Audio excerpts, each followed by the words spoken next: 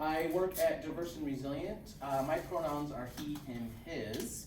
Real quick about Diverse and Resilient. We are an LGBTQ public health organization, and so our focus is on addressing the health disparities that LGBTQ people face within Wisconsin. So we do have a statewide focus on the work that we do. Most of our work that is direct service oriented is mostly based within the Milwaukee area, but the rest of our work outside in the state is really around building capacity in communities to better serve LGBTQ people within their communities. And then we do have a little bit of direct service outside the state and the rest of the state with our Room to Be Safe program, which is our anti-violence program, and I'll talk a little bit more about that later in the presentation. So today I'm gonna, I was informed that you've been through sort of a cultural diversity class already, so maybe some of the terminology, so I'm not gonna go over terms today. I'm gonna skip over that part, and I'm gonna go right into talking about LGBTQ health disparities. And so what we mean by a health disparity is that a health disparity is one in which a group of people are experiencing a health issue, but this group is represented in this health issue. So LGBTQ people, about approximately 20% of folks are going to identify somewhere in the spectrum of the many letters within the community. But that's a very small part of the population, but that small part of the population oftentimes represents large portions of health issues that are happening in our communities. And we have to ask ourselves, why is that happening? Why is it happening in such a small area? And so that's one of the things that our organization specifically focuses on, trying to address those places where there's health disparities. One of the things that's hard about getting that information is there's not a lot of data collected on LGBTQ communities. And so when we're looking at trying to prove the issue or prove where we see an issue, we need to have data to be able to show funders, to be able to show researchers and other folks who are looking into the issue that that there's a need happening. And so one of the places where it is hard for our work is there's not a lot of data out there. One source of data we do use, though, is the National Youth Risk Behavior Survey, so otherwise known as the YRBS. The YRBS is a nationally survey conducted every other year by the CDC. It's self-reported health behaviors and the demographics from students in grades 9 through 12. So that's high school students. And so this is administered every odd year. States then randomly select school districts and ask those school districts to administer this to get a sample size to represent sort of what's going on and what sort of things are happening with young people in their community. The information gathered is around violence, unintended injury, sexual behavior, alcohol, other drug use, and tobacco use. The important part here, identity and behavior questions. So our organization really worked hard with our state to try to add questions. So the standard YRBS that's put out by the CDC can have questions added to it. They ask that questions not be taken away, but questions can be added, but that's based on what the state approves as questions to be added or not added. Before 2007, identity and behavior questions were not on there at all. So we couldn't really look at the YRBS and say how many of these young people are LGBTQ young people within our communities. In 2007, the YRBS added questions about sex and sexual contact. So the first time we actually had some questioning on there and some data to track behavior. Now again, what we know is that behavior and identity are not necessarily the same thing. And so it still wasn't quite capturing all of the things that we're trying to capture with making sure we track all LGBT young people in Wisconsin. 2011, the YRBS added a question about sexual identity. So in 2011, young people were able to identify their sexual orientation for the first time on the YRBS. And so that was when we were able to first start doing that. The gender identity question is not added, but it's being added for this, I think, 2021. So we're really excited about the possibility of that, so then we can get more information on what's happening with trans students in our communities as well. So this is specifically data pulled from MPS. Sexual identity, as you can see, 18% identified as lesbian, gay, bisexual, or unsure, and 82% identified as heterosexual. And so this is a really important graph in the fact that still there's a lot of schools in MPS, a lot of schools throughout our state that like to think, oh, well, I don't have to worry about trying to be inclusive of LGBTQ people. Gay people don't live here. Gay people don't go to our schools. But the reality is that there are gay people everywhere. And it's a lot higher than a lot of people think. And so this 18% is one of the ways that shows that. These are like self-reported. This is what young people are indicating, yes, this is who I am on a survey. Sexual behavior, 18.2% indicated same-sex sexual contact as opposed to 81.8%. Again, people might be like, Anthony, well, of course this is the same. You just showed me a graph that showed 18%. Well, the reality is that we know behavior and identity do not always match. And so there are a number of those 18% of folks who identified as LGB, but might not have had any same-sex sexual behavior.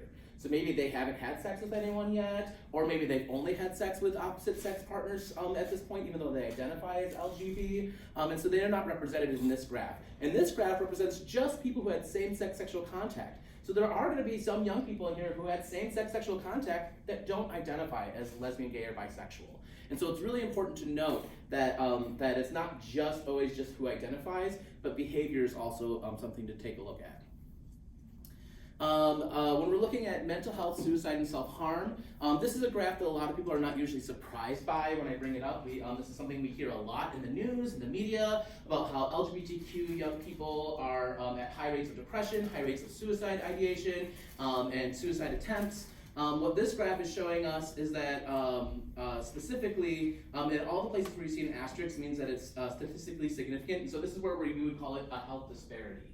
So this is where there's such a high amount of this really lower amount of students that are indicating it comparative to their counterparts that it's really dangerous. So sad and hopeless for 2 or more weeks, suicide ideation, planning, attempts with injury, and then purposely hurting themselves. And so we see just from all the way across the board, LGBT young folks are experiencing a lot higher rates of this happening with them.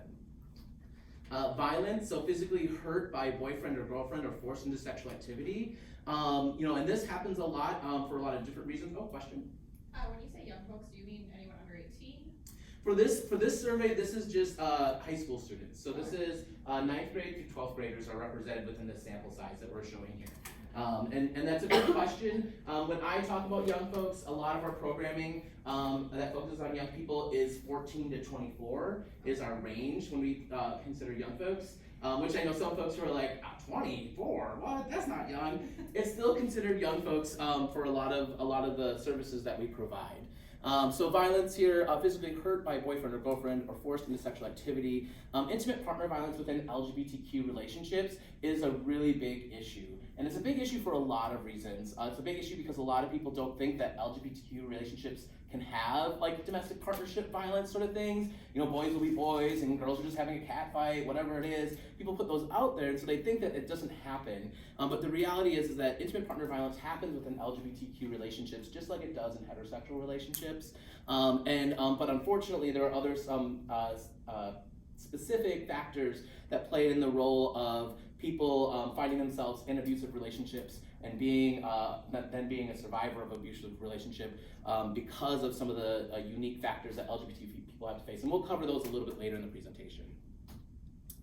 Again, violence continuing on, threatened or injured with a weapon at school, in a physical fight, or in a physical fight and injured. And so what we see again is LGBT young folks are indicating that they are feeling like they're in danger in school, and they're acting out because of it. When you look at those physical fights, and then how fierce those fights are when you're looking at injury happening. A lot of that is when you put someone in a corner and you're constantly putting someone down.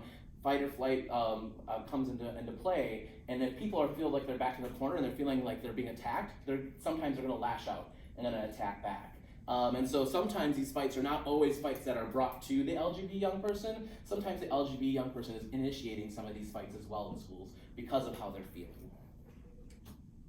Bullying, bullied on school properties. So this is one where it's not seen as statistically significant, but again, we see LGBT young folks are indicating at a higher rate than their heterosexual counterparts about being bullied at school, and then electronically bullied. So where we see a lot of bullying happening, especially for LGBT young folks, is on social media. The keyboard commando sort of syndrome. People can have some anonymity behind who they are online. They can make up some profile of someone else and just say whatever they want to say without having to feel like any sort of the consequences or repercussions of someone coming back at them. And so what we see is a lot of outing of people, making people feel bad about the way that they present themselves. Whether they, especially if their presentations doesn't fit the sort of gender norms that people expect them to have.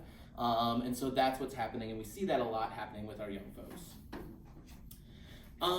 So then we go into tobacco use, and the reason why we show this graph is there's a lot of sort of coping mechanisms that LGBTQ people adopt in order to handle sort of the stressors of living in a society that doesn't accept them for who they are, and oftentimes those are maladaptive coping mechanisms. And so using drugs is one of those, and tobacco is one of those things. So ever tried a cigarette, smoked a cigarette before age of 13, and smoked cigarettes in the last 30 days?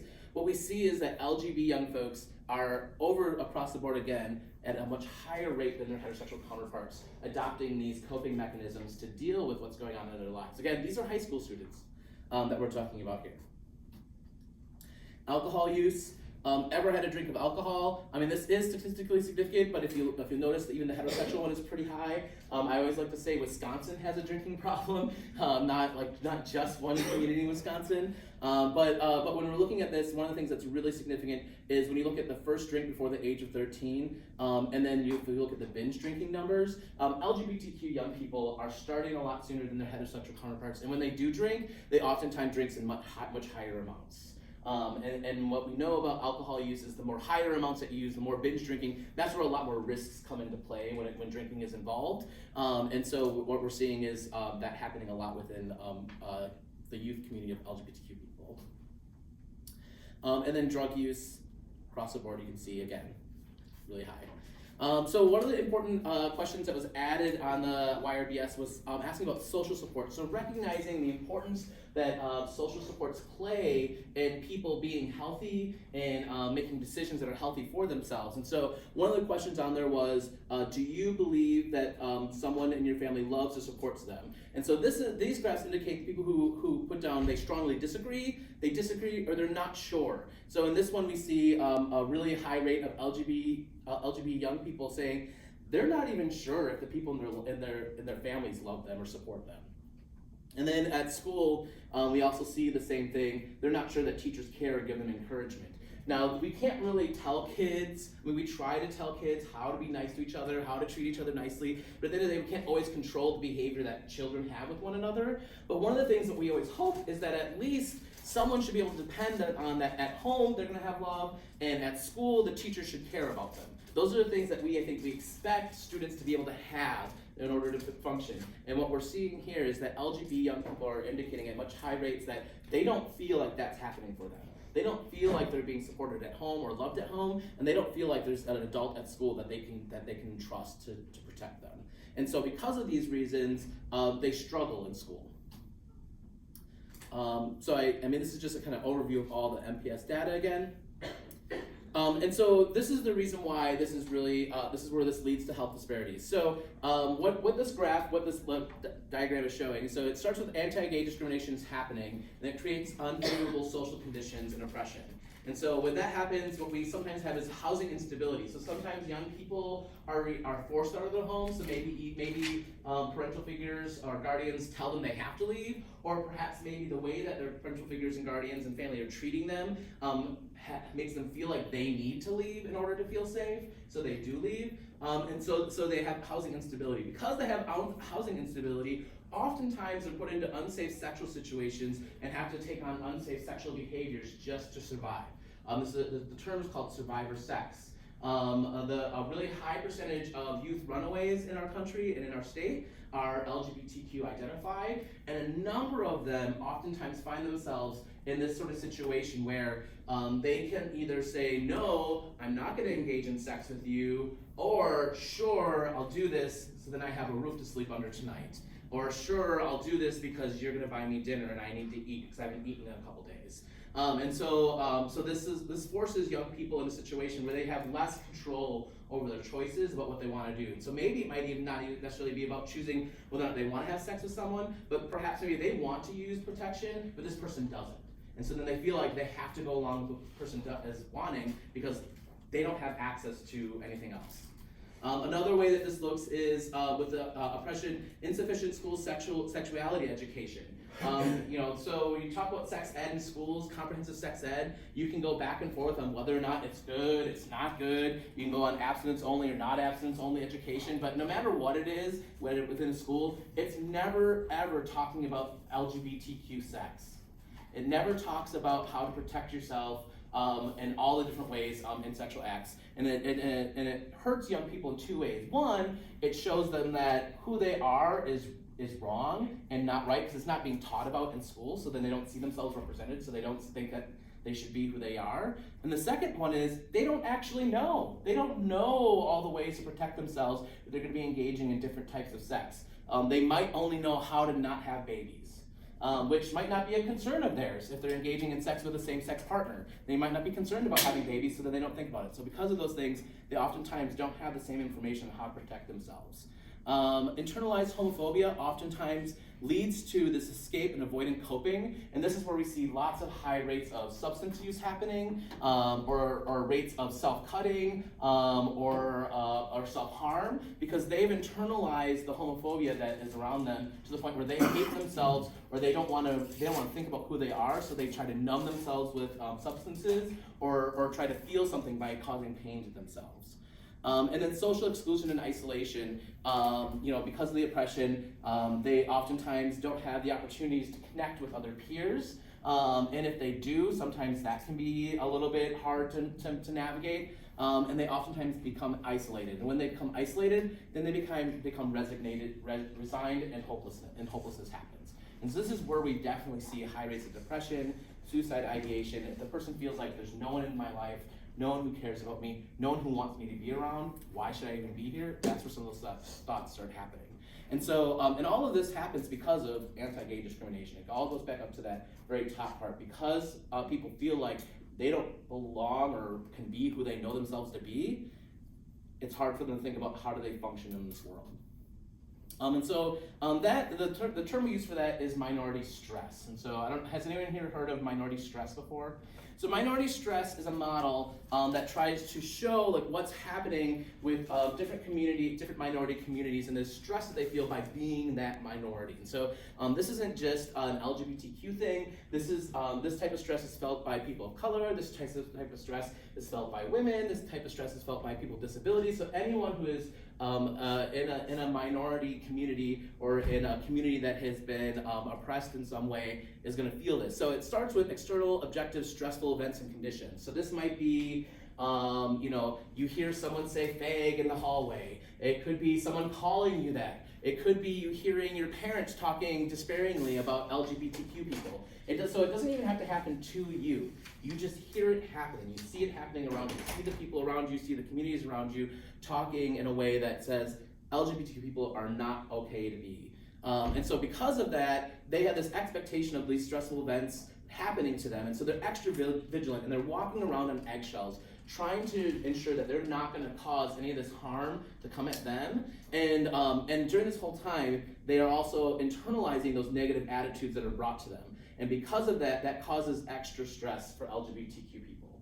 And the one thing I want to say about minority stress is that, teenagers experience stress. Right? Stress is a very normal part of human growth and development. It's kind of who, as people, we experience stress in a lot of different ways. There are different types of stress, and there's some stress that is a lot more toxic than others.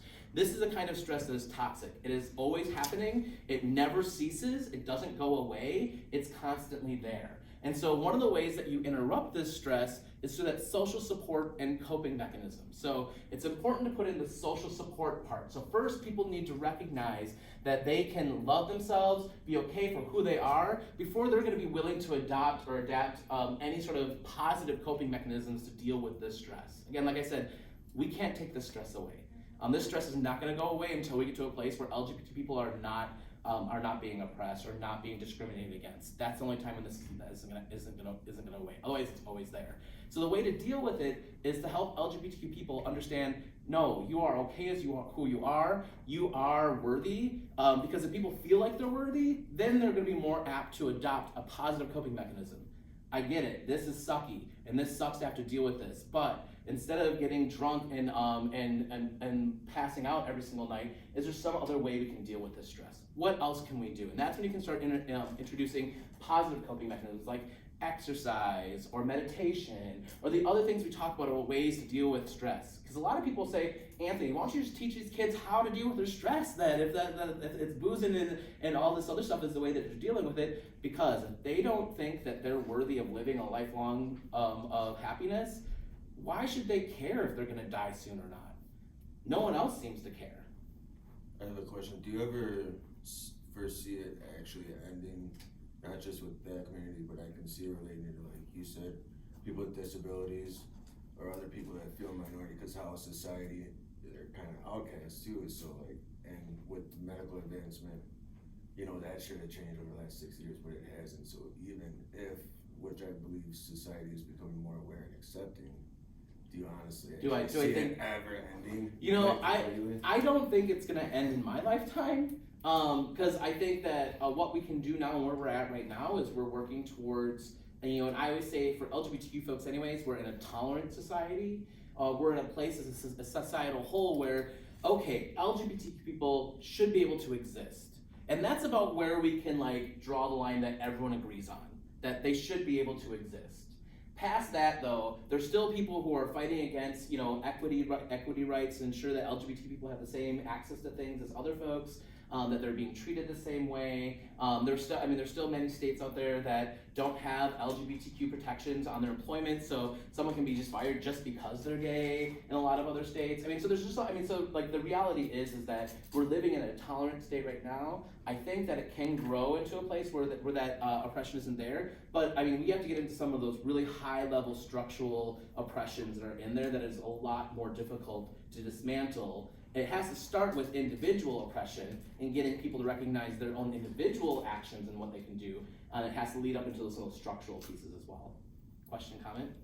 In Wisconsin, is there a law that you can't fire someone because they're part of the LGBTQ? In Wisconsin, there's a state law that protects lesbian, gay, and bisexual folks in employment and housing and stuff like that. It does not protect transgender folks. There are certain municipalities in the state of Wisconsin that have added transgender and gender nonconforming folks to those laws, but as a state, we have not added that to our laws. So in Wisconsin, you can't be fired for being lesbian, gay, or bisexual, but in Wisconsin and most municipalities, you could be fired because you came out as being transgender.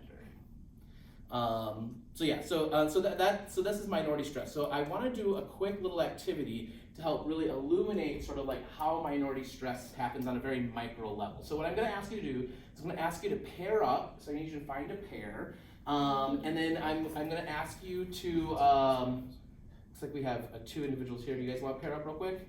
All right, so what I'm going to ask you to do is, who in here, when they were younger, or maybe last week, played the little hand slap game, where you have your hands here and someone's trying to like hit the hands, you're trying to like move your hands out of the way, right? So this is the game we're going to play. And so don't worry, everyone's going to get the opportunity to be the slapper as well as the slappee, okay? And I'm going to ask you to, again, not slap hard. But this is what I'm going to do. There's going to be a little twist to this. So if you're the person who is doing the slapping, what I want you to do while you're doing this is ask very, very simple math questions. 1 + 1, 4 - 2, 5 × 1, really simple math questions.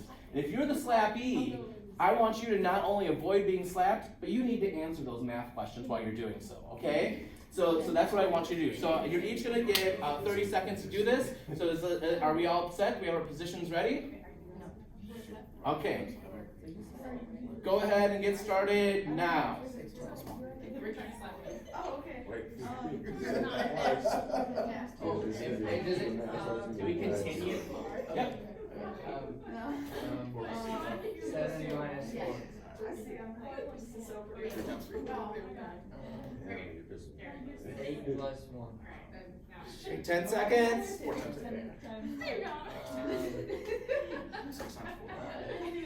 you go. Okay, stop. Switch positions and start. 2. I didn't have enough.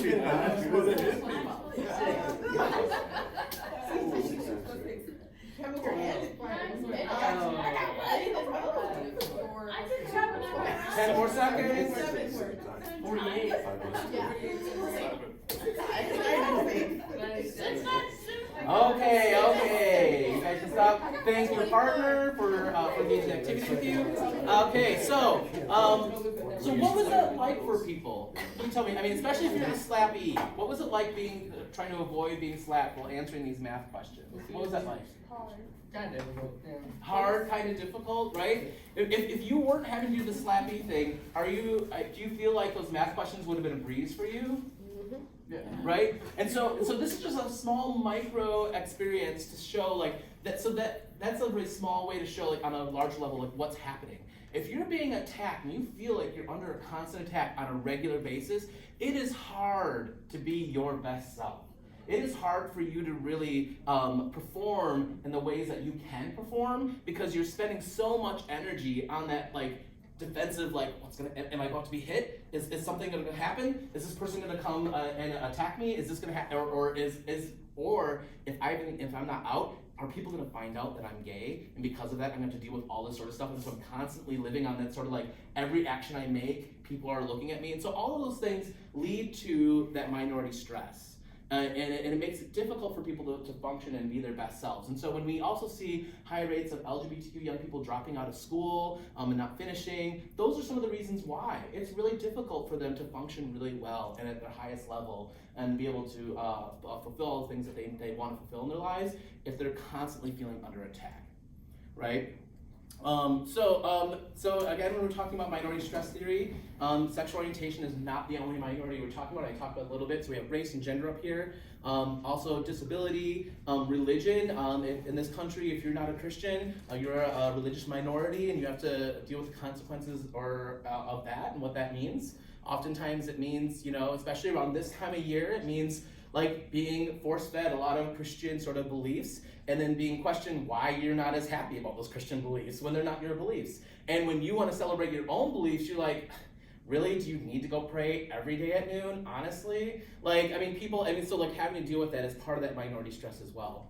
And then age is another place where we see that happening. And so if you're a middle-aged person, that's the people that have the power in our society, right? So if you're an older person or if you're a younger person, oftentimes you're not treated the same as someone who is in that middle-age sort of bracket. And so there is sort of discrimination that happens to people based on being elderly or based on being young. But what we can see here is that these things overlap. Intersectionality, has anyone heard that term? It's a kind of a buzzword that you use, but what it's referring to is holding multiple identities that overlap that can cause issues for you. And it was Dr. Kimberly Crenshaw is the person who came out with intersectionality and really talked about and studied the effects of intersectionality. And what it really is what it means is that in the morning when you wake up, you can't say, okay, I'm black and I'm gay, but I'm only gonna deal with being black today, and so I'm not gonna have to deal with being gay today. Or tomorrow I'm gonna not deal with being black today, I'm only gonna deal with being gay today. You don't get to do that. You have to constantly deal with the minority stress from both of those identities that you hold on a regular basis. And the ways that you interrupt that or the ways you get coping from that can vary depending on what that looks like. And so depending if you have support, are you a person of color that is around other people of color so you can find some camaraderie and some togetherness with other people of color so you can get some support that way? Or are you one person of color in a completely white sea of faces in the middle of rural Wisconsin and you have no other supports in there? So there's a lot of things to keep in mind when we're talking about minority stress. It's not just LGBTQ minority stress, it's all of the other minority stress that someone might have. And so it's those things to keep in mind as we go on in our careers and we're out there to help people and create spaces where people can thrive and do well. We need to recognize and understand that all of their identities are going to play a role in how they perceive and work within the world. So I want to talk a little bit about violence in the LGBTQ community. And so I talked early on about the importance of data and how it's difficult because we don't have a lot of data. And so one of the things that our organization did was we do surveys. So we try to collect our own data to really help try to inform the best that we can. And so in 2019, we did a survey at Milwaukee's Pride Fest. We had 951 LGBTQ plus folks respond. We had more people respond to the survey, but we filtered out all of the people who identified as heterosexual. So these are just LGBTQ plus. So anyone who didn't identify as heterosexual is incorporated in this survey data. Overall, 79% reported experiencing one or more types of violence within their lives. So that's 79%. That is a really high percentage of people who said, yep, there's violence happening to me on a regular basis. And what that looks like, these two types of violence broken down are, we have online harassment, hate violence, sexual violence, stalking, intimate partner violence, hookup violence, and financial abuse are the top ones that were indicated. And then with hookup violence specifically, 12% of those who experienced hookup violence, half of them knew the person that hurt them in the hookup. And about 30% of them said the violence they experienced was sexual violence, similar verbal violence or other physical violence, and then a smaller percentage theft or burglary. Hookup violence is definitely one of those unique vector points that LGBTQ folks are being targeted, and specifically with some of the the hookup apps that are out there that LGBTQ folks sometimes use. And what it's done is it's given LGBT folks a platform in order to reach other LGBT people, connect with other people in a way that they've never been able to connect before. But at the same time, for people who want to cause harm to LGBTQ people, it's really easy for them just to get onto one of those websites, invite someone over, and then cause harm to them, and whatever that it may be. And then on top of that, what makes it really difficult is if you ask LGBTQ folks, if you're a victim of violence, what kind of organization do you feel most comfortable seeking help at? So either like a mainstream domestic violence or sexual assault agency, or which is non-LGBTQ, or an LGBTQ organization. We see a high percentage would rather go to a place that's LGBTQ affiliated. How many people here know how many DVSA agencies in Wisconsin are LGBTQ affiliated? Right. The answer is correct. You're right. There aren't any. That doesn't happen. And so what we oftentimes see is LGBT people are facing violence, but they don't know who to turn to for help and assistance. They don't feel like there are people out there that can help and assist them, especially when it comes to intimate partner violence. Intimate partner violence can be really dangerous. In Wisconsin, so this is since last August, we had, normally in a year, we might have one intimate partner violence death, but we had 6 deaths happen, with 5 victims of a murder, and then one was a murder-suicide case. But these are all people in Wisconsin who were murdered within this last year. And specifically, a lot of them were intimate partner violence or hookup violence that was happening to them when that happened. So this is here in Wisconsin. And then nationally in 2019, there have already been 21 homicides of transgender women of color. Question? On the slide before it said common husband law, what is that supposed to be? Common law husband. So what this means is that this person didn't have a domestic partnership or was married, but was with the same person for a long enough period of time. They were considered a common law spouse. Okay. And so which isn't an LGBTQ specific thing. That's anyone who they've lived together for a really long time, but they choose not to enter in a marriage agreement. They can be common law in that way. Yes. What does IPV stand for? Intimate partner violence. Oh, okay. So domestic violence is the term that a lot of people oftentimes hear and understand. We like to use the term intimate partner violence, recognizing again, not all LGBTQ relationships, it wasn't that long ago that marriage equality came around, and so for a long time LGBTQ folks couldn't even get married. So the domestic violence sort of like understanding of a husband and wife combination, fighting, that's where DV happens. Like that, what happens if they're not married? What if they're just boyfriends? Like, is that DV anymore? So intimate partner violence is the term that we like to use because we feel like it captures all relationships, whether if someone's actually married or if it's just a hookup. violence is happening in that situation. And we're not saying because of your relationship matters whether or not you should get help. You should get help if you're experiencing violence. So I was talking about in 2019, 21 homicides of trans women of color.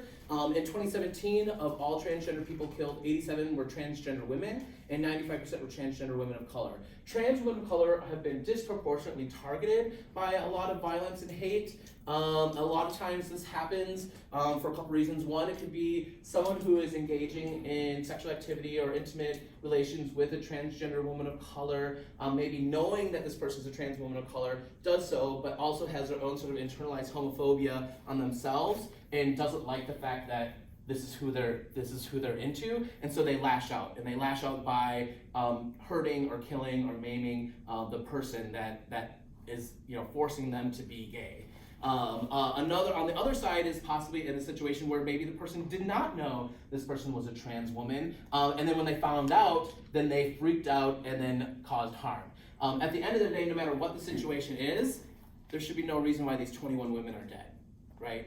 You can be upset about how people make you feel, you can be upset about feeling like you were tricked, but you shouldn't kill someone over that, right? And so that's the reality of the situation here, is that trans women, specifically trans women of color, are really highly targeted in our communities. So this is an LGBTQ power and control wheel. So if you do any sort of domestic violence work, or you've gotten any trainings on domestic violence work, a power and control wheel is probably a pretty common tool that you've seen people utilize. So it talks about in DV world, it's not always just about physical harm being done to someone, but it's about that power and control. An abuser is going to try to do everything they can to gain as much power and control over their victim, and they use different sort of ways to do that. In LGBTQ relationships, there are certain vectors that are unique in LGBTQ relationships that aren't seen in heterosexual relationships that can come up. So like HIV-related abuse, what that could look like is an abuser may want to threaten their partner that they'll disclose their HIV status to their community, to their family or friends in a way that they're not ready, and so then they feel like they're forced to stay with them. Or it could be one of those things of like they control their medications and whether or not they can get them or not, and they control them that way. And and if you're a person who's living with HIV, you can live a happy, healthy, long, fine life as long as you're on medications. But if you're not on medications, that's when your white blood cell count goes all haywire, and that's when things start progressing, and that's when you progress to AIDS, and that's when you die, when you don't take your medications. And so that's one way of that power is put on there. Isolation and restricting freedom is a popular tactic amongst abusers of all types. In LGBTQ relationships, the isolation thing can be really even more easy to do. Oftentimes, especially if the person isn't out to family and friends, or isn't out to a lot of people, it's really easy to isolate them in that sort of situation. Oh, if you're gonna keep talking to them, I'm gonna tell them about who you really are. If you keep doing this, I'm gonna do this to you. And same thing with the heterosexism, homophobia, and transphobia. All of those things end up being unique vector points that abusers can use to control victims in an intimate partner violence situation. Okay, so I wanted to talk a little bit about how do we interrupt this, what can we do? And part of that is really about raising acceptance. And what I mean by acceptance is there's a scale of acceptance here. And so there's different things that happen. And so the actions of different things that looks like this. So rejection might be denying rights and access to LGBTQ people. Avoidance might be limits rights and access to LGBTQ people. Tolerance is it allows access to rights to LGBT people, but doesn't support them. And this is where I feel like as a whole, as a country, this is where we're at. I think there are different pockets, different communities, different cities and municipalities where there might be much closer to acceptance. But overall, as a country, I think we're sitting right here solidly in this tolerance state for LGBTQ folks. And think about that. How would you feel if people just tolerated you for who you were constantly? That was the life that you lived. You're just constantly only being tolerated. It's a difficult life to live, right? It's hard just to only be tolerated. You want to be accepted. You want to be, someone that people are proud to know or be connected to. If people just tolerate your very existence, it's barely sustaining. Oops, I went the wrong way. Acceptance supports access and rights to LGBT people, embraces them for who they are, appreciates, advocates, and for access to rights, and then also celebrates for the contribution. So I mean, this is ultimately where we want to get is appreciation. Not only do we like, of course you should have the same rights as everyone else, but we're going to appreciate what you bring to our community. We honor what you add to the fabric of who we are as a community and what we are as a community. You are part of that, and we want to celebrate all the things that are part of that. So that's where the appreciation is. And of course, each of these actions has sort of an impact on LGBTQ people. So at rejection, LGBT people are despair and they fight at times, they struggle to survive. This is where your fight or flight is really happening a lot when you're feeling rejected. Avoidance, LGBT people are hopeless and they struggle to connect and work to survive. If people don't want to be around you, it's hard to want to do anything. Tolerance, LGBT people will become resigned and fail to thrive while bringing less to their lives. Again, I talked about this. If you're only tolerated, it's hard to really go for the best. And acceptance, LGBT people grow and feel hopeful while bringing more to their lives. And so at this point, when you feel accepted, you can actually start that process of being and presenting to the world who you know yourself to be. And if you're appreciated, you thrive and you live satisfying lives in supportive environments is what that looks like. So then that brings me to allyship, right? So what can we do about it? So I talked about sort of the health disparities that are out there. I talked about sort of like some of the reasons why that might be happening when we look at minority stress and we look at some of those other things. But now let's talk about what can we do? What can we do about this? So allyship. So an ally is someone who stands up, advocates, supports, and speaks out in solidarity with members of a marginalized group. An ally typically does not identify as a member of the group that they support. You know, and I like to say that because a lot of people are all like, oh yeah, I'm part of the LGBTQ community, I'm an ally.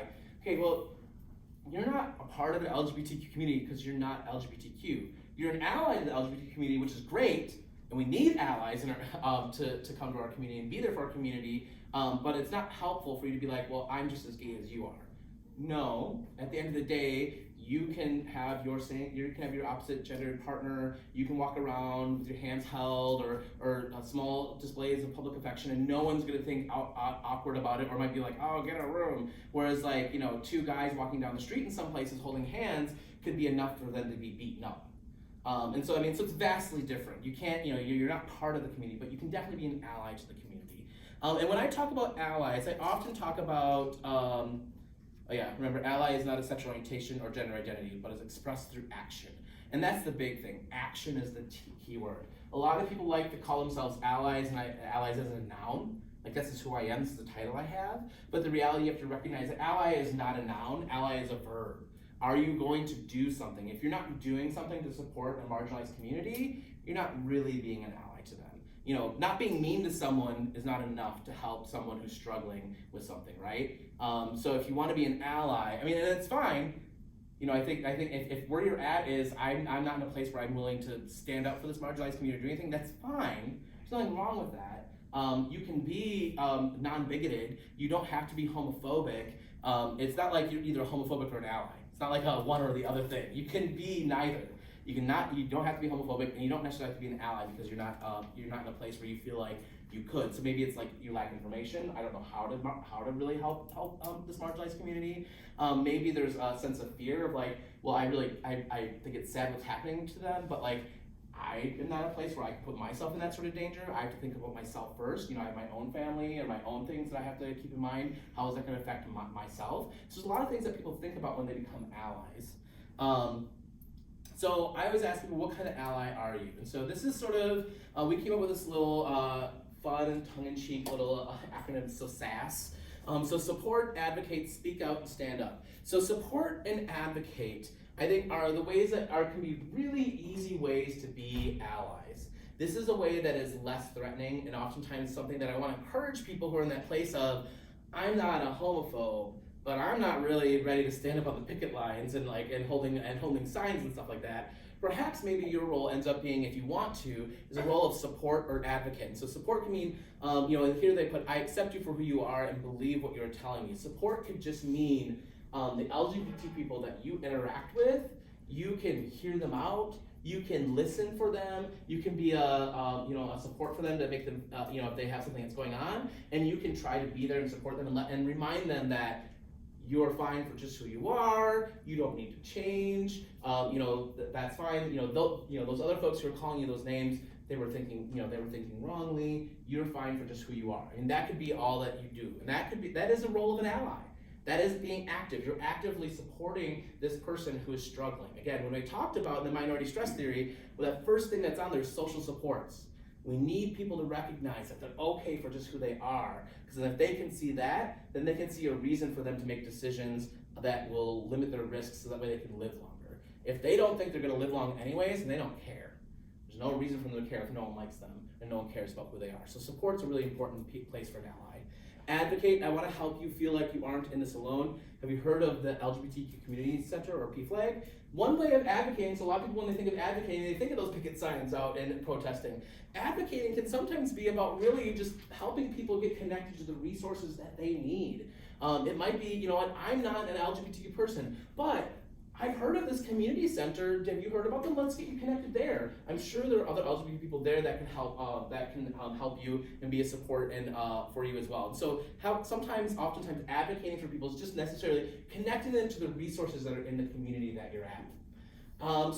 If folks then are ready to move up and want to be a little bit more vocal in their allyship and put a little bit more personal sort of like risk online. So speaking out and standing up, like that, those are the things where, so speaking out is if you hear something, say something, you always hear that, if you hear something, say something, you see something, say something, that whole thing. This is what that looks like. If you hear something, say something.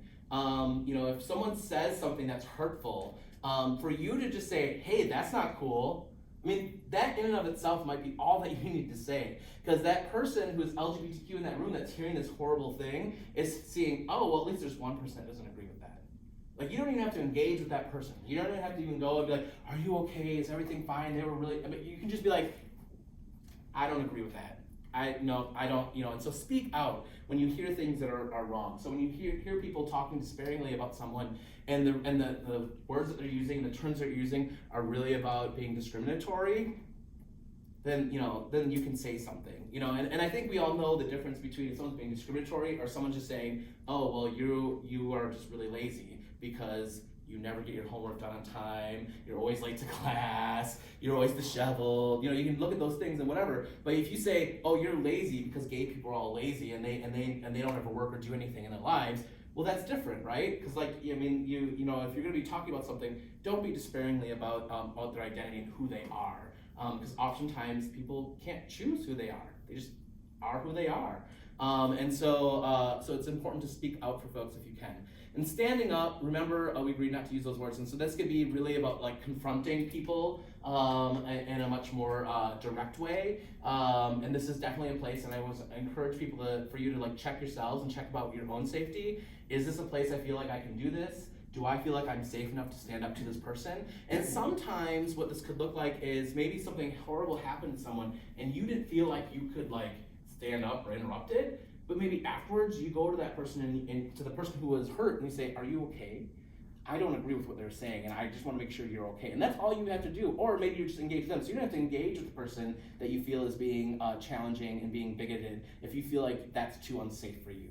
Like I don't want to confront this angry person over here because I don't feel like I have the words to fight them and debate them. I just know what they're saying is wrong. But I don't want that lashing out coming at me. After the interaction is coming up, even going up to that person afterwards, are you okay? Can really reassure that person that they're not completely alone, they're not being completely left in the dust, just having to deal with what just happened to them. That there is someone else there that cares about them enough to ask. And so that's another way. So I always like to bring these up in those different ways because I think sometimes people confuse what it means to be an ally. Some people think I'm an ally because I think gay people are okay. I have gay friends and I would befriend gay people, so I'm an ally. Not necessarily. If you're doing these things and you're actively supporting LGBTQ people, then yes, then you can call yourself an ally. If not, then, if you want to call yourself an ally to feel good about yourself, you can, but it's not helping the community. Some of the do's and don'ts. Do use gender neutral language when you can. So using terms like partner or significant other. So don't make assumptions about people's sexual orientations. Do listen to what a person has to say and don't interrupt them, sort of piece, if they're talking about their experience. Be honest when you don't understand something, and don't make assumptions or be disrespectful when asking questions. I always try to put a caveat out there when we get to the Q&A of like, ask me any question you want, I will not be offended. You know, I'm here to help you learn, and so I understand that any questions you're gonna be asking me are gonna be out of, I wanna understand, and so I don't offend someone else later, so I want you to ask me those questions and feel comfortable asking those questions if you want to. I wouldn't do that with that person who's just come out to you. It's just shared who they are, and they see you as a trusting person. That's not the time to be like, oh, so I heard gay people really like this. Is that true? Like, that's probably not the best place. Ask them about confidentiality and reassure them of your confidence. You know, coming out is a really big deal to LGBTQ folks. Some people don't understand why it's such a big deal, but it's a big deal because oftentimes when people come out, they're having to make a choice every single time they come out. Am I about to end this relationship with this person I'm telling? Because that's the reality that they've lived in their lives, is that there have been people who have completely cut them out of their lives when they found out who they were as an LGBTQ person. So because of that, coming out is a big deal for LGBTQ people, and because of that, they like to have control over who they're coming out to. So understand if someone's coming out to you, that they're coming out to you with an understanding that you're gonna be confidential about it, or ask them, have you come out to other people? Should I tell other people, or do you not want me to tell other people? You know, and really work with them. I think use pronouns when someone asks you to use them, and then when you mess up a pronoun, just correct yourself and apologize, move on. Pronouns, that's a really hard thing. I mean, it's becoming more popular now. People are using more different pronouns. They, them, theirs has become much more in a common vernacular, and so people like argue about it, like, well, why can't they just use whatever pronouns, blah, blah, blah. I always just say, at the end of the day, does it really matter? Let's just use the pronouns that they know for themselves. I always say just mirror the language that people use to describe who they are as the language used to describe who they are. Because people will be like, well, Anthony, I don't know what terms to use. Like, should I call them gay? Should I call them intersex? Should I call them pan? Should I call them, I don't even know what it is. I always say, just mirror the language they use for themselves. And so if someone says, I'm queer, then that's their identity, they're queer.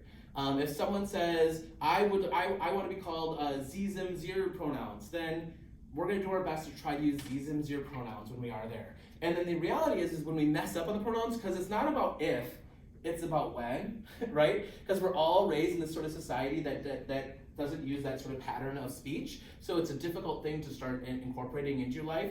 When you mess up, your best bet to do is just be like, oh, I'm sorry, I mean this, and then move on. And then that's about it. Question, comment? The Z's in there, like, what, like, gender would they be, a zim, zir would be a gender pronoun sort of functionary of like someone who would be a gender non-conforming or a trans person who doesn't necessarily accommodate to he or she. Okay. So definitely people who recognize gender out of a binary and much more of a spectrum. And so recognizing there's not just two genders, but that there's a kind of a spectrum where most people are two genders, but there's a spectrum of other folks who know themselves to be something else. And so often, more than likely, you're probably not going to interact with many people who go by zim, zir pronouns. I just mentioned it because I know of folks who go by zim, zir pronouns. Most people are going to usually use he, him, his, she, her, hers, or they, them, theirs. Oftentimes is what I see most often interacting with LGBT people on a very regular basis. Those are the pronouns that people oftentimes use. And honestly, it really is just, correct yourself, move on. Do respect the individual's identity and use terms that they use for themselves. And then accept their identity for who they are. So it's not about us questioning, are you really sure you're this? No, they just told us, right? So we're not gonna question who they are. So those are the things that you can do to really help people feel more comfortable. So one of the things that our organization did was we created this Colors in Bloom campaign. And so the Colors in Bloom campaign was specifically about trying to remind LGBTQ people that they're beautiful, loved, and worthy just as they are. And where this came out of was recognizing this uptick in violence that was happening to folks, but the violence wasn't always necessarily happening by non-LGBTQ people. If you look at the Pulse situation, the Pulse massacre down in Florida, it came out that the shooter was a person who was struggling with their sexual orientation. They knew themselves to be gay, but could not handle that. And the way that they expressed that was by killing all of those people. That was their way of being like, I hate who I am, and so this is the way I'm going to express that. And people hate who they are because they're told that they're horrible people. They're told that who they are is wrong and bad. And so we need to remind people that they're not wrong and bad for who they are. So that way people aren't internalizing that hate and then expressing that hate back out towards people. So we came up with our Colors in Bloom billboard, our campaign, and so we made some billboards. We also, and I brought some little cards here, people wanted to take them. So we made these little cards that if people wanted to, like the little postcards, so if you wanted, you could write a letter. If there's someone that you know that could use a little pick-me-up and reminder that they're just awesome for who they are. We wanted to create these postcards so people could like write a little note, you can hand it to them, you can mail it to them, whatever you want, and just remind people, you are beautiful and loved just as you are. And then of course, then the number on there is the Wisconsin LGBTQ Anti-Violence Resource Line. So that's another thing that we did out of this. Question, comment? Yeah, is this whole program, is this nonprofit or is it? Mm-hmm. Yep. Yeah, we are a nonprofit organization, and so we're funded through different foundation funding. We're funded through state funding, through city funding, some federal funding. We have funding as well, and so but we are a nonprofit organization. We also created, we call it a resource line. We don't call it a hotline. We don't have the capacity to have someone answer the phone 24/7, so we don't want to give people that sort of expectation. But as a resource line, if people are experiencing violence, whether it's in their community, or in their homes, or in a relationship, or a hookup, and they want to talk to an LGBTQ advocate, they can call this number, and they can talk to an LGBTQ advocate. And that advocate then, they'll do safety planning with them, co-advocacy with other programs, so referrals, give them resources, and refer them. And so one of the co-advocacy with other programs, what that looks like is we do a lot of capacity building with domestic violence shelters across the state of Wisconsin. So we work with different domestic violence shelters on working on becoming more LGBTQ inclusive, and oftentimes what that means is being more inclusive of accepting and offering services to men. A lot of domestic violence shelters were built up and built around sort of this myth that only women can be the victims of domestic violence and only men perpetrate domestic violence.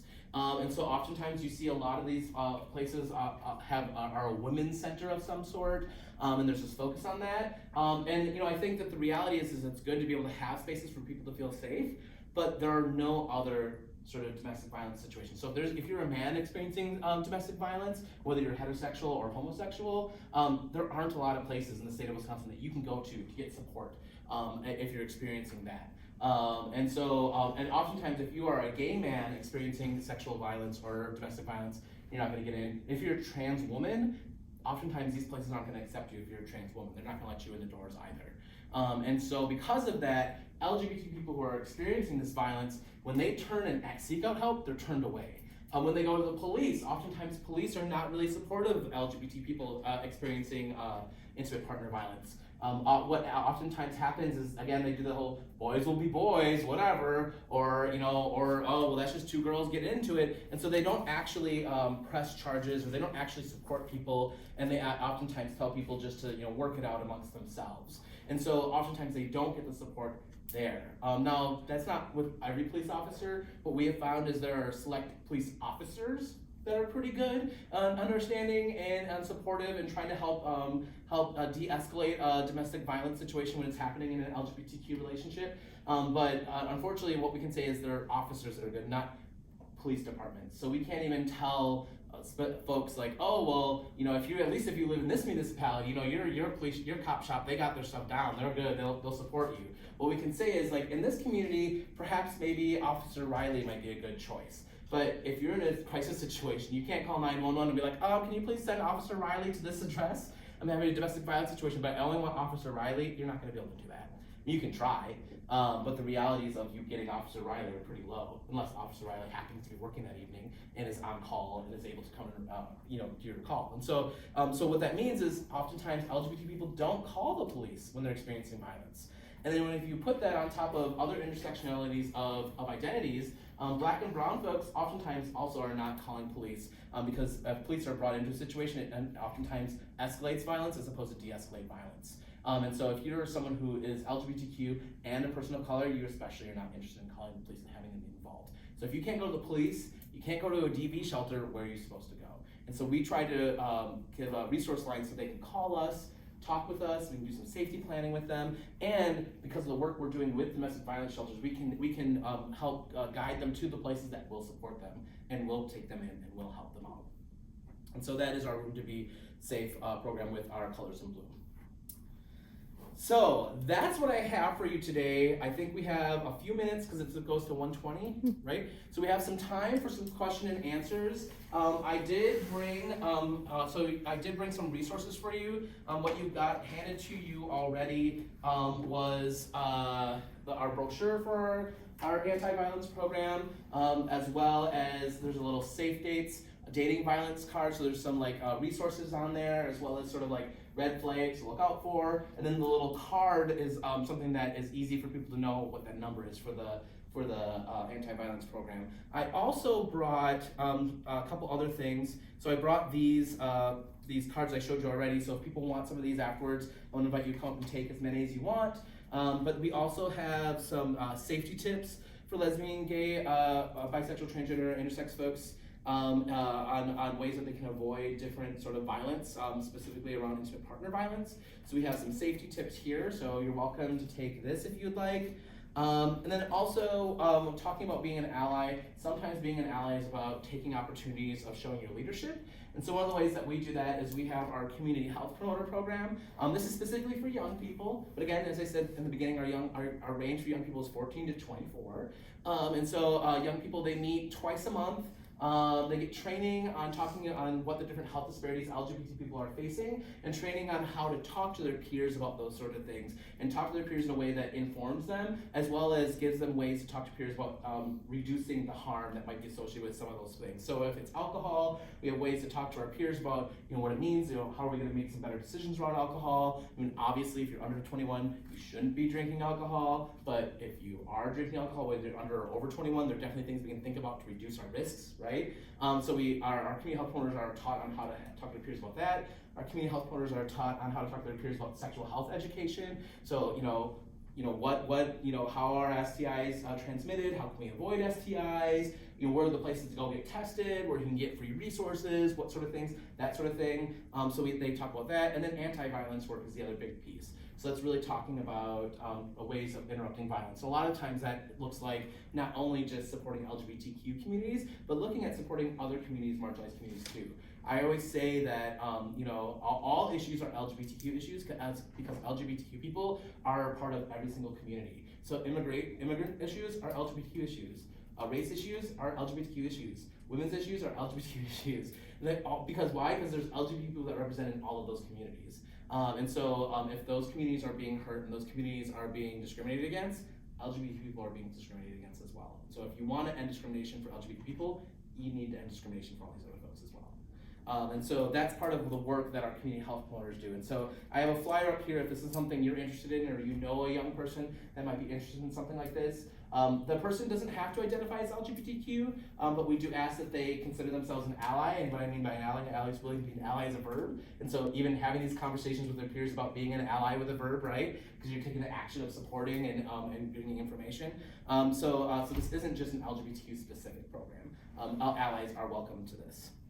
And then finally, some of the other things I brought are just sort of more fun in nature. So when we talk about violence prevention, we always talk about sexual violence prevention. And so we always promote consent. So ask a cutie before you touch that booty, because it is important to get consent every time. So we have some fun little stickers and temporary tattoos you're welcome to take if you'd like. And then we also, part of encouraging people to love themselves, we made these stickers for Pride Fest. Being resilient is my queer superpower. With a little cape with a rainbow, so that's kind of fun. So people are welcome to take those. I guess I do have some of these bigger posters, but I would ask that if you wanted to take these, it would be because you have a specific space to put these up in. That's not like a home, but like a space where lots of people will see it. So there's the Colors in Bloom poster, again reminding people that they're loved just for who they are. It's got the number on there, and then the other one is the poster for the Room to Be Safe program. And so then this would be a good poster to put up in a place that provides services for people who are experiencing domestic violence or sexual abuse. This could be a great poster to put up in an LGBTQ community space, or any space that there are going to be a lot of people at. this could be good. So I brought these here, people wanted to take some of these as well. So does anyone have any questions, comments, or concerns? Go ahead. Is there any way you could possibly go back to the acceptance scale slide? I Yeah. just want to finish jotting some stuff down.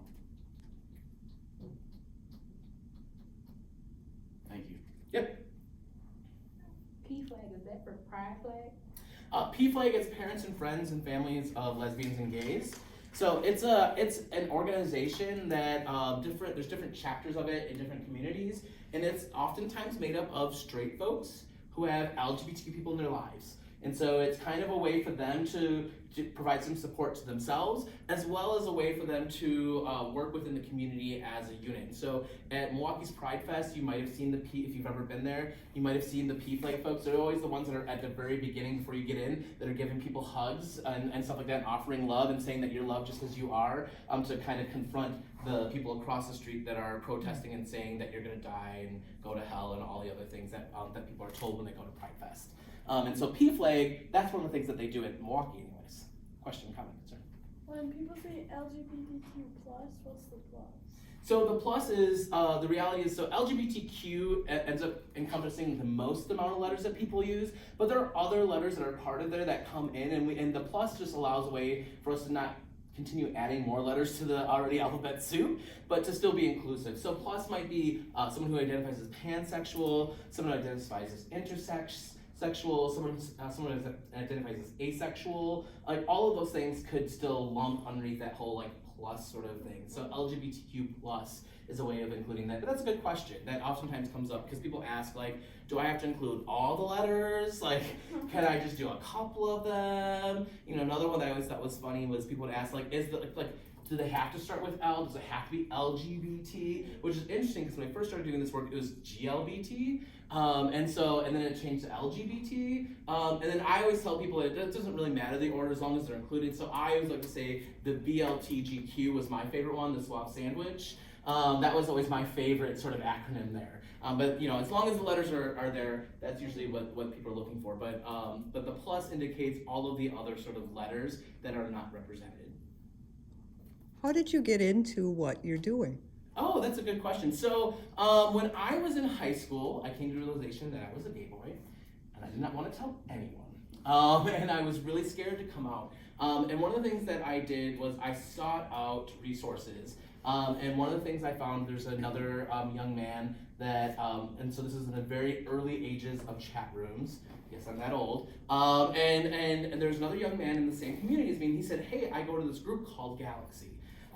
Which stood for the Gay Alliance La Crosse area. La Crosse is where I'm from. And so I went to this meeting, and it was a youth group that was started actually by my organization now. When the organization first started, they put out small $5,000 mini grants to different community organizations to start LGBTQ youth groups in their communities. And Galaxy was one of the ones that started from that $5,000 mini grant. And so I went to that group, and I was probably about a junior in high school when I first started going. By the time I graduated high school, they had helped me really understand, like, to accept myself for who I was and not to think that I was a horrible person, because I had a lot of really bad things to think about LGBTQ people, because being raised the way that my family talked about them and everyone else around me was like, it wasn't very good. So I was like, well, that was one of the things that was hard for me to accept, is like, this is who I know myself to be, but I'm not these things. And so it was a really disconnect. It was really hard for me to make the connection of like, what does that actually mean for me? This group helped me, and the group is what got me interested in wanting to be more helping to other folks. And so after I graduated high school, I did 2 years of AmeriCorps, and one of my years was back at the group, actually leading the group as a youth group leader. And so I did that for a couple years before I went to school at UW-Milwaukee to get my degree in social work. And from there is what kind of led me down this road into working for nonprofits, and then lo and behold, back to Diverse and Resilient all these years later, and I've been at Diverse and Resilient for about 9 years now. So yeah, good questions. Okay, I have one more thing that came up yesterday. I was at a practicum agency, and they were talking about why is there a disparity in services from Milwaukee, which seems to have quite a few more LGBTQ services than Waukesha. And I said, I don't know. I have a speaker tomorrow. I'll see if he has any insights on that. I think the disparity is is just in the sort of lack of structure. So LGBTQ serving organizations is a very fragile structure here in the state of Wisconsin. Our organization is the highest funded organization that serves LGBT people in the state of Wisconsin, and our budget is right around $1.5 million a year, which comparatively to organizations that are supporting minority groups is fairly small. And so we're the largest in the game. So the reality is there's not a lot of support for LGBTQ serving organizations anywhere in the state. And so where oftentimes you find the most amount of folks in one area are some of those larger sort of urban city centers. And so I think that's the reason why you see a lot more in Milwaukee as opposed to Waukesha. I know a lot of our funding comes from the city of Milwaukee directly. So we get a lot of funding from the city health department to do HIV prevention and STI screening work that helps. And so that work so they pay us money in order to do those sorts of things. But with that money, we can do that and then also be able to have some money to do some other programming and have other resources around. That's one of the reasons why our organization tries to work on building the capacity of other organizations in Wisconsin, because we recognize that even though we're the biggest one, we don't have the resources to really serve all people in Wisconsin, all LGBT people in Wisconsin. We just don't. And so our best way for us to use the money is to go out and build capacity in these other organizations that are trying to start up. So maybe they're a small one-person, two-person organization that's trying to do something, and they just might need a small mini grant, or they might need access to some information, or they might need access into something else. And so our role is to try to make those connections for them, help bring them the resources that they need so they can continue to serve their communities. And on the flip side, oftentimes what that looks like because of that, because of the lack of structure in the state for LGBT folks, we oftentimes go out into mainstream organizations and work on building their capacity to serve LGBTQ people, because there just isn't the same sort of structure supporting them from LGBTQ sources. Great. Yeah. Have you